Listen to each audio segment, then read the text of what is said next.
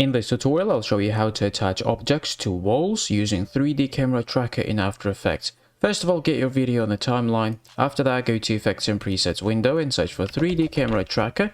Add it to the video layer.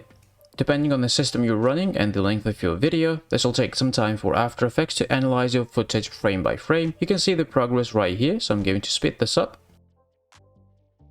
Once it's done, you'll see a lot of different points generated throughout the video. These are the tracking points that you can use to attach objects to. If you hover your mouse over, you can see this target mark that roughly shows you the orientation that the object is going to have once you attach it to a specific area. So let's say this wall. So let's move the mouse here and right click. You'll see different options here. I'll show you one involving this solid. So just click on create solid in camera. You'll see the solid will be created. If you scroll the video, the solid will be stuck to this position. So you can see where we're going with this. You can easily swap the solid for something else. So if we right click on the solid and select pre-compose, you can name this whatever you want. I'll just name it 1 and make sure leave all attributes is selected, otherwise it'll not work. Then click OK.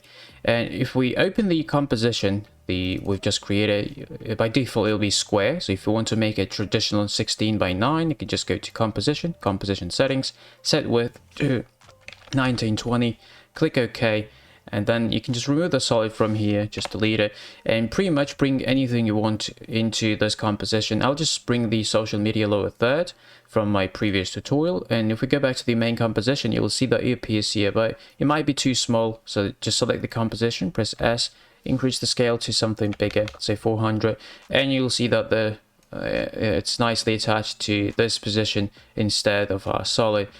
So if you don't like the orientation, you can always change it by selecting the composition, press R for rotation, and you'll see the values here, and by just dragging them, you can give it any orientation you want. But by default, After Effects will do a pretty good job at determining the right orientation. But in case if you don't want to have it, you can always change it. So one thing I don't like about this is though there's no depth, like no shadows. Then one thing I don't like about it. So if we can just easily fix that by adding a drop shadow. So let's search for drop shadow in Effects and Presets and add it to the composition.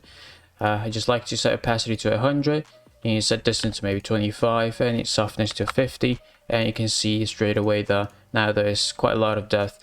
And literally, if you go back to the video layer and select the 3D camera tracker effect, you'll see the dots again, and you can create more compositions like this. Say to this wall, you just right click again, and you don't need to create a camera because we already have one.